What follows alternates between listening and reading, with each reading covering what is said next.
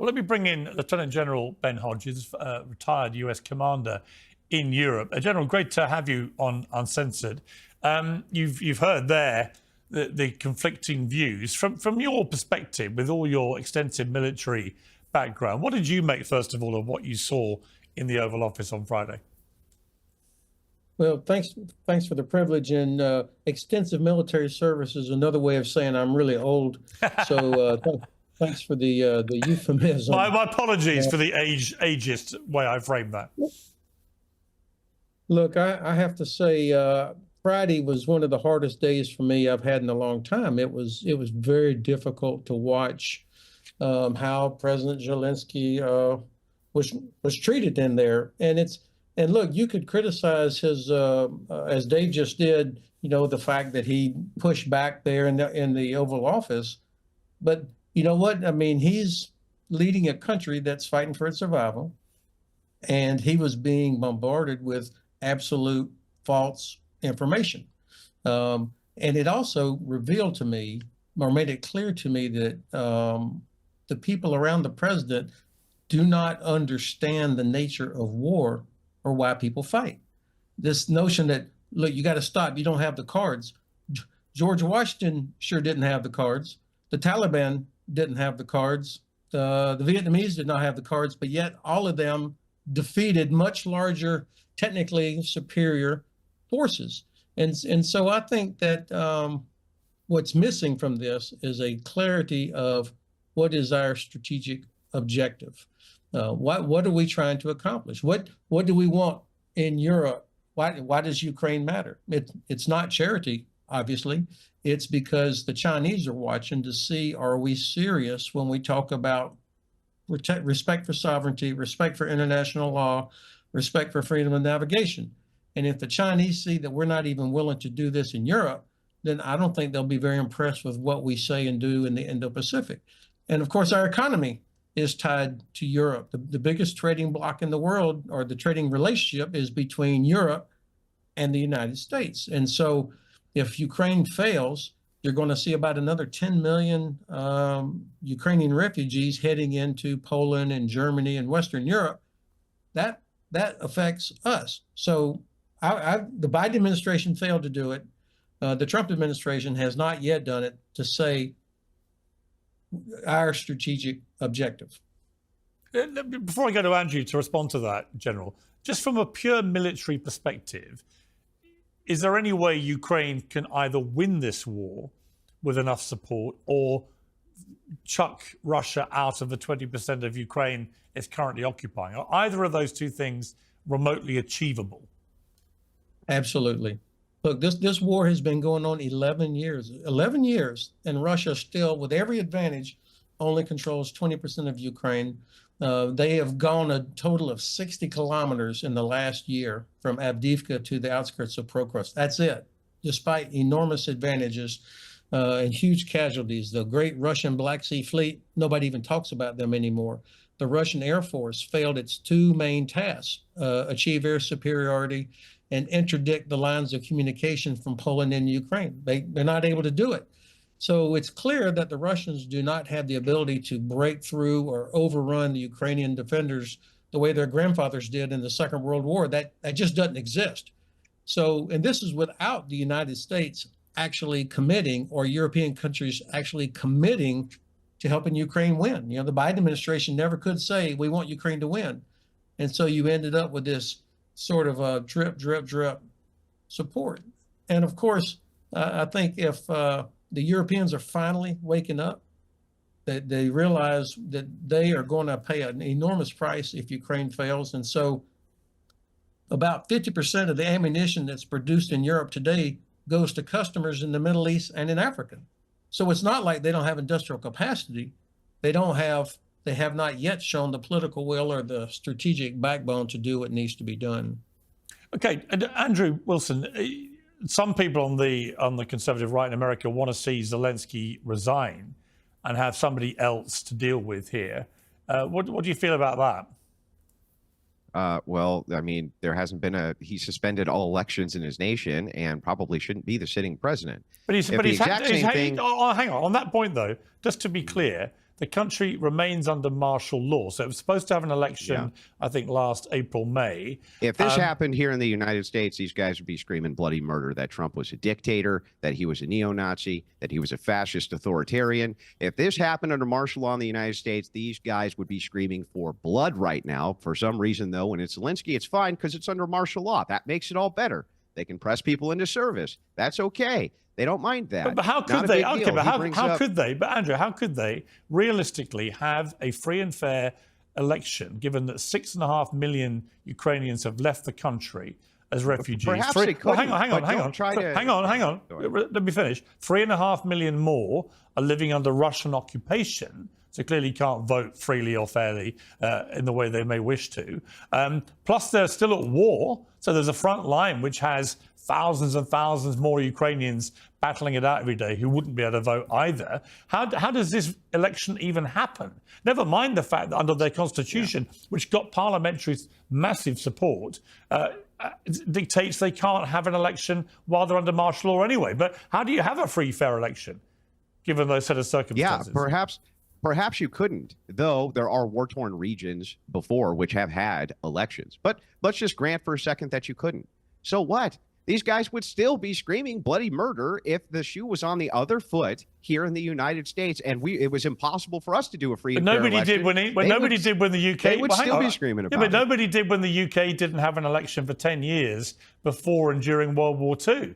Everybody understood. There was no criticism of that. There was a realization. A different era with people who weren't lunatics, and now the left is a bunch of lunatics, and they apply a double standard, and they have what is called the paradox of freedom. And right now, they don't care that people are being pressed into the front lines. He brings up Washington, who was using a volunteer militia.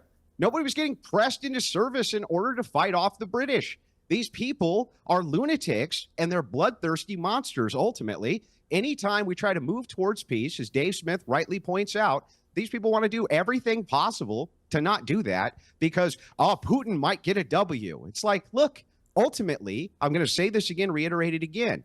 Neither one of these are the good guys. Ukraine has a corrupt government, has a history of corruption.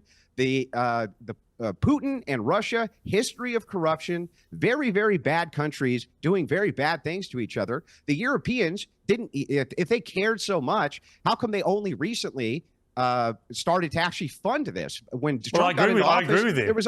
There was only 4 of them, 4 countries, including ours, that even had 3% of its GDP going to this conflict until Trump demanded it. So it's like, no, I don't buy this narrative that, we've always cared about our tree. You cared when our treasure's going over there and funding the entire thing, right? Suddenly there's a blank check. I'm sure that the corrupt Ukrainian government loves having our blank checks go over there where they pocket half of it and only half of it goes to the war effort. I don't trust any of these people. All right. A lot of people believe that the way Donald Trump interacts with people like Putin and Xi and Kim Jong-un and others is detrimental to America's national interest. What do you feel?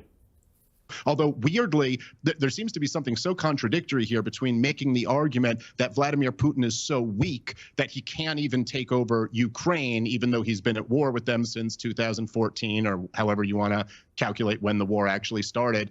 And yet also he's some huge threat to reconstitute the Soviet Union. Or we just hear it asserted that China will move on Taiwan if Vladimir Putin gets to keep his percentage of Ukraine, which I'm not even saying is impossible, but it's certainly not an inevitability. By the way, I don't think we could do anything if China wanted to move on Taiwan tomorrow. And right. I think Americans have to get out of this mindset, this empire mindset. Like, just for example, imagine, let's just say there was the political will and there was the desire. Let's say that the U.S. wanted to take Mexico City.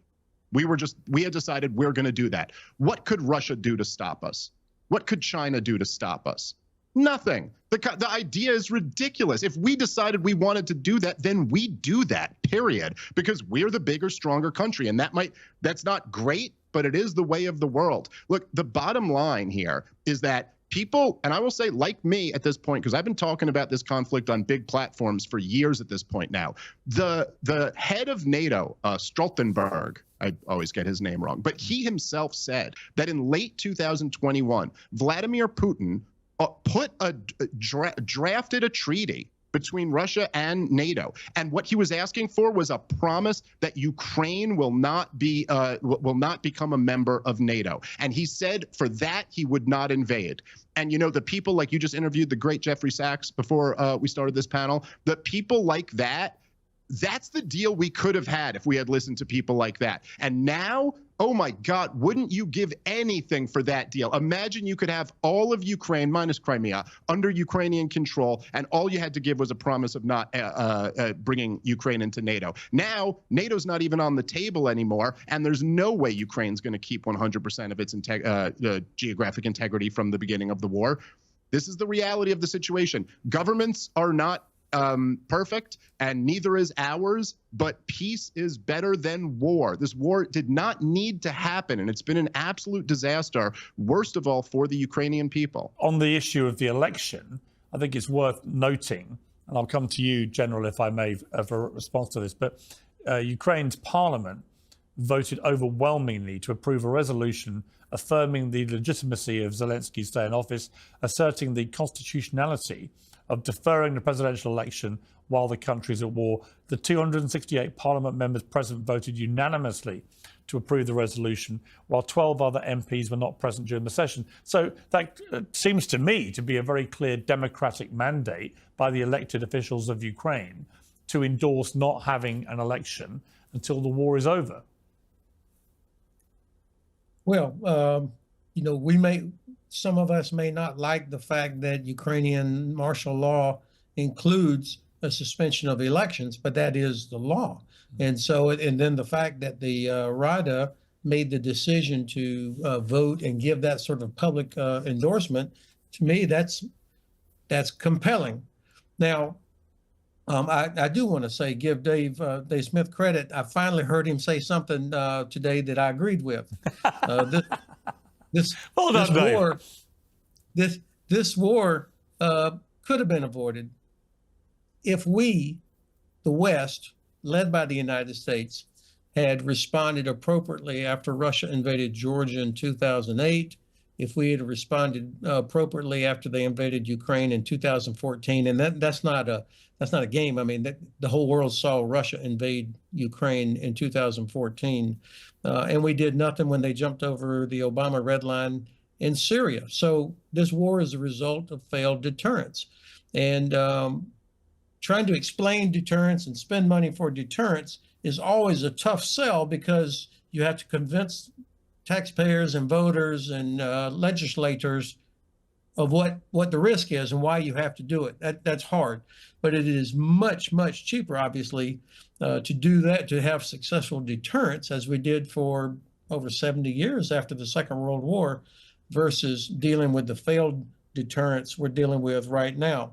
I think that for Andrew, I would just offer, as I'm pretty sure you know this, the amount of money, the 120 to 180 billion, depending on what you include in that amount, it's clearly not 350, but the amount of money that the United States has spent or contributed towards helping Ukraine, the overwhelming majority of that money was spent in the United States. It's not pallets of ammunition, of money that are loaded onto a C-17 and then delivered into Ukraine. It's money that is spent replacing or buying ammunition, refurbishing old equipment that is then loaned or given to Ukraine. And of course, there are no U.S. troops in Ukraine except for those officers that are assigned to the embassy and the Office of Defense Cooperation, whose task is to make sure accountability of every javelin, every artillery round, every set of binoculars. Oh, you can shake your head if you want to. That's a fact. So why don't you stop pretending that we don't have United States Special Forces on the ground right this second? We don't have CIA agents all over Ukraine right this second. Why don't you just stop pretending? Because it's nonsense. And we all know it's nonsense. This is the way, hang on, this is the way it's been going for a long time. And when you talk about, well, Andrew, what we're actually doing is we're spending a whole bunch of money on refurbishing equipment here instead of buying new equipment to send over there. So what? So what, you're still spending tons of my money on something I don't care about to send over to a nation which is corrupt as hell. So can we just stop BSing each other for a second? Yes, the United States has boots on the ground there. Yes, we have special forces units there. We have CIA agents there, and we would be fools to pretend we don't. It's an interesting argumentative style that you had, and you know, I always, when people start calling me names or whatever, then I really the I credibility didn't of call your you any argument. names, sir. It's I didn't call okay. you any Well, names. whatever. Okay. What was I the think that name that I called you? I think that the key is this idea of trying to Perhaps you're end the just war. offended by tone. You just don't like tone. You know, maybe a little tone policing getting worked in there. Maybe that Southern drawl where you try to make yourself sound likable because you have it doesn't work so well on me because you can't gaslight me with this stuff. It's nonsense. Yes, there's boots on the ground there. Yes, there's been boots on the ground there probably since the beginning. Yes, we're spending $100 billion plus on equipment that we then either send over there. And by the way, there's hidden money going over there too. This is such nonsense. Just stop gaslighting the American people. Stop it. We're not stupid. We've seen this on repeat so many times now. So many times. General, So respond. the idea of ending the war, of course, is exactly what we would like to do, but it needs to be an end that is sustainable. And I think President Zelensky understands that he can't just sign or accept an end to the war where Russia will wait for us to lose interest, because we always do lose interest, and then they pick right back up with a resumption of the conflict after we have left or turned our back. And so I think it's reasonable to expect the Ukrainians to want some sort of guarantee, whether that's continued aid, continued equipment, or presence. They haven't.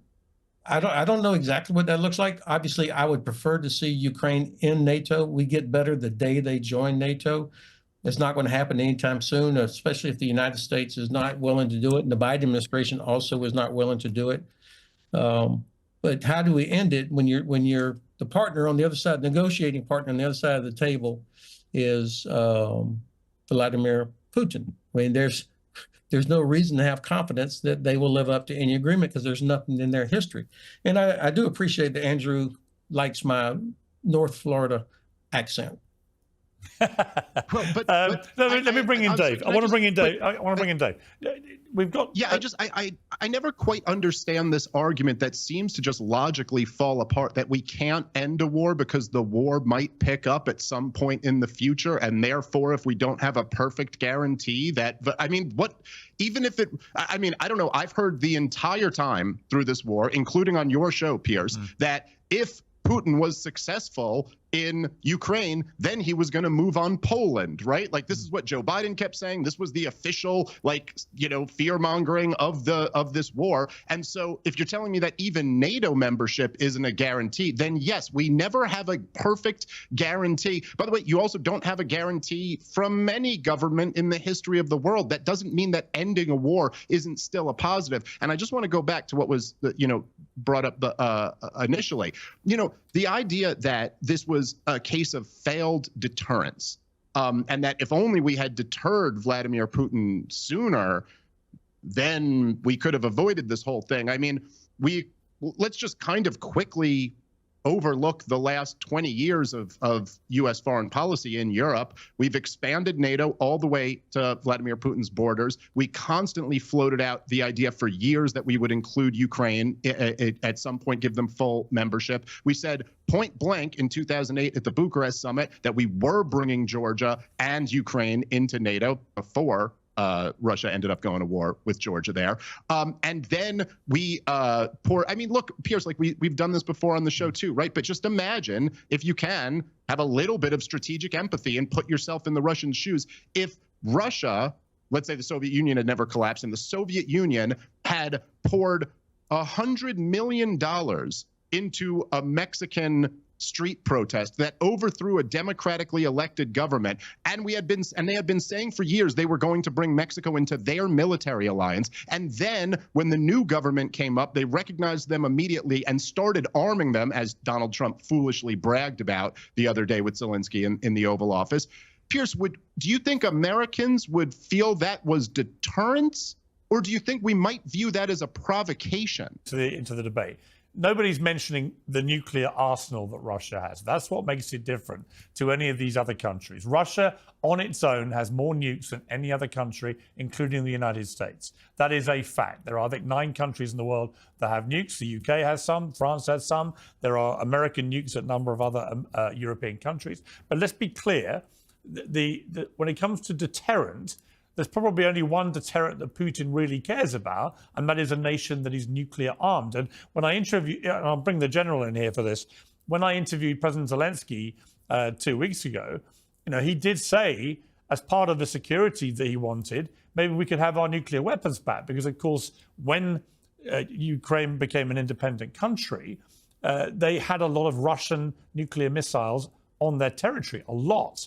And they agreed to give them all back to Russia, but only because Russia, America, and the UK gave undertakings that they would be guaranteed defense. And that hasn't materialized.